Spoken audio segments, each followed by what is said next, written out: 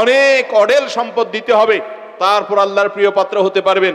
বড়লোক না হলে আল্লাহর প্রিয় পাত্র হতে পারবেন না। বড়লোক হলে তারা টাকা পয়সা দিয়ে আল্লাহর প্রিয় পাত্র হয়ে যাবে, এমন কোন কথা না কোরআনে কোথাও আছে না হাদিসে কোথাও আছে। আল্লাহ বলেছেন ওয়া মিম্মা রাযাকনাহুম ইউনফিকুন, প্রতিটা মানুষকে আমি যতটুকু রিজিক দিয়েছি, যাকে যতটুকু দিয়েছি, কাউকে 100 টাকা দিয়েছি, সে 100 টাকা থেকে খুচরা কিছু টাকা বের করবে। কাউকে 1000 টাকা দিয়েছি, সেখান থেকে সে তার সামর্থ্য অনুযায়ী বের করবে। কাউকে লাখ টাকা দিয়েছি, সেখান থেকে সে দিবে। কাউকে কোটি টাকা দিয়েছি, সেখান থেকে সে তার অনুপাতে দিবে। অর্থাৎ যার যতটুকু সাধ্য আছে, আল্লাহ দেখবেন তার সাধ্যের কতটুকু দিয়েছে। হতে পারে এমন যে একজন গরিব মানুষের খুচরা কয়েকটা টাকা একজন কোটিপতি বা ধনী মানুষের লক্ষ লক্ষ টাকা দানের চাইতে আল্লাহর কাছে উত্তম।